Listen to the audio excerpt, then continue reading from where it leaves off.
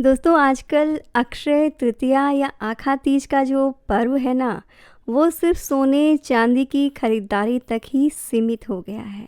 बहुत ही कम लोग एक्चुअल में इसके महत्व को जानते हैं और समझते हैं। मेरी आप सभी से रिक्वेस्ट है कि आप इस वीडियो को अधिक से अधिक शेयर करें। दोस्तों, अक्षय का मतलब होता है जिसका कभी क्षय ना हो।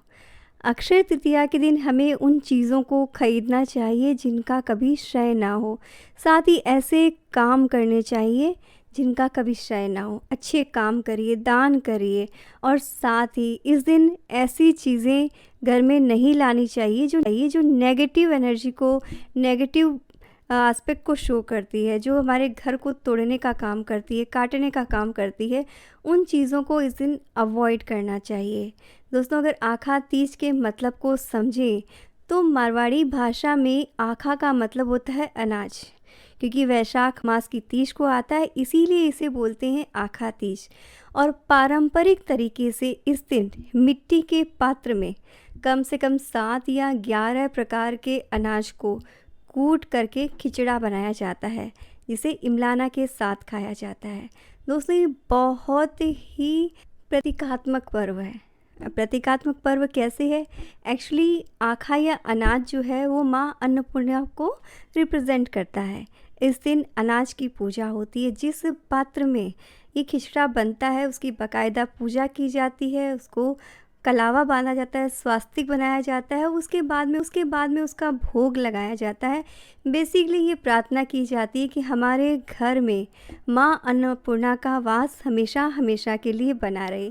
और साथ ही एक काम किया जाता है, इस दिन नई मटकी लाई जाती है और उसकी पूजा की जाती है। और दोस्तों, ये भी प्रतीकात्मक है। वास्तु में जल का है पैसा, जो पानी है वो मनी को रिप्रेजेंट करता है। तो जब हम अपने घर में नई मटकी लाते हैं, उसको जल से भरते हैं, तो ये हमारे घर में धन को सुनिश्चित करता है, धन के आगमन को सुनिश्चित करता है।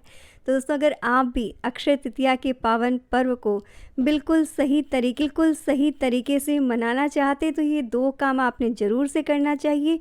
इस दिन आपने जो अक्खा अनाज होता है, यानी कि साबुत अनाज होता है, उसकी कोई डिश बनानी चाहिए। अगर आपके यहाँ खिचड़ा नहीं बनता है तो कोई और डिश बनाए, लेकिन जो भी बनाए जिसमें कि साबुत अनाज का उपयोग हो, ऐसी डिश आपने इस दिन बनानी चाहिए, उसकी पूजा करनी चाहिए और माँ अन्नपूर्णा को धन्यवाद देना चाहिए। साथ ही इस दिन भगवान श्री हरि विष्णु और माँ लक्ष्मी की पूजा करने का भी विधान है, ताकि घर में सुख, शांति और समृद्धि बनी रहे।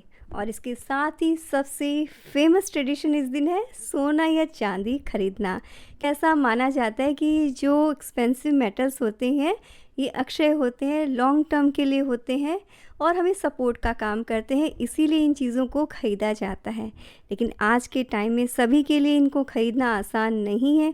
तो दोस्तों, जो लोग ये सब चीज़ें नहीं खरीद सकते हैं, तो ज़रूरी नहीं कि आप सोना या चांदी खरीदें। आप कुछ ऐसी चीज़ें घर में ला सकते हैं जिन्हें लाना शुभ होता है, जैसे धनिए के बीज हुए, पीली सरसों हुई, पीली कोड़ियाँ हुई, नमक हुआ। और साथ ही इस दिन आप मिट्टी का कोई घड़ा या मिट्टी का पात्र जो है वो ज़रूर से लेके आएँ। कमलगट्टे की माला अगर आपको लाने की इच्छा है तो आप इस दिन ज़रूर से लेकर आ सकते हैं। तो ये कुछ चीज़ें हैं जो आप इस दिन घर पर ला सकते हैं, लेकिन साथ ही एक चीज़ का ख्याल रखें, बहुत बार हम ये लेके तो आ जाते हैं लेकिन ये यूज़ कैसे करना है वो नहीं जानते हैं। तो यूज़ को भी समझ लीजिए। इस दिन आप जो भी चीज़ लेकर आते हैं, चाहे वो धनिया हो, नमक का पैकेट हो या पीली सरसों, आपने उसे अपने घर के मंदिर में पूजा स्थान पर रखना है। उसके बाद में माँ लक्ष्मी की पूजा करनी है और कोई भी माँ लक्ष्मी के किसी एक मंत्र, ओम श्रीम श्रीये नमः या जो भी मंत्र आपको कंफर्टेबल है, उसकी कम से कम 108 बार माला आपने फेरनी है। उसके बाद में अगर धनिया लाए हैं तो थोड़े से धनिया की पोटली बनाकर आपने अपनी तिजोरी में रखनी है और थोड़ा धनिया आपने किसी गत्ते के बॉक्स में या गमले में जो है उगा देना है। दोस्तों, ये जो धनिया आप घर में लगाएंगे घर में समृद्धि लेकर आता है और बहुत ही जो है पॉजिटिव रिज़ल्ट देता है। और अगर आप नमक लेकर आएँ तो इस चीज़ का ख्याल रखें कि आपने इसे बहुत ही अच्छे से जो है जार में भर लेना और साथ ही इसमें आपने 5 लौंग जो है वो डाल देने हैं।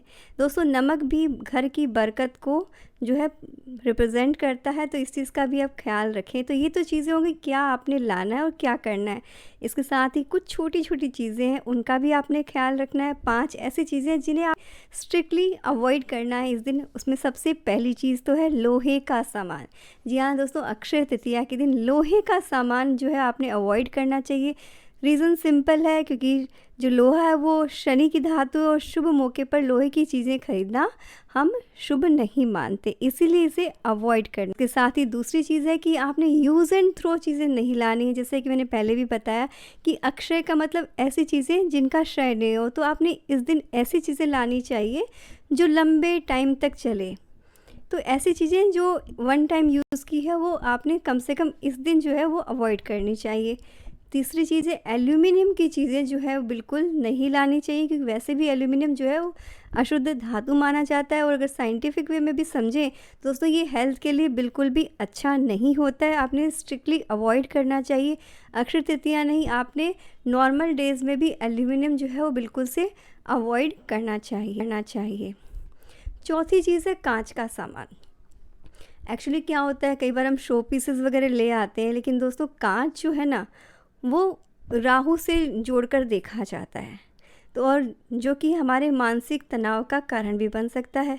वैसे ये भी माना जाता है कि राहु जब देने पर आता है तो कर देता है, लेकिन दोस्तों कुछ टाइम ऐसे होते हैं जिस दिन हमें जो है कांच की चीज़ें अवॉइड करनी चाहिए। उसमें एक अक्षय तृतीया का दिन भी आता है, तो आपने अक्षय तृतीया के दिन कांच की चीज़ें खरीदने से बचना चाहिए।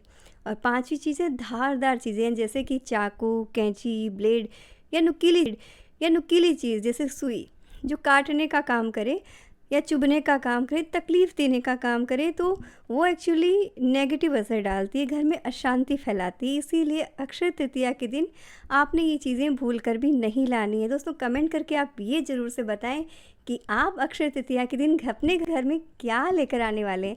आप सभी को अक्षय तृतीया के पावन पर्व की हार्दिक शुभकामनाएं।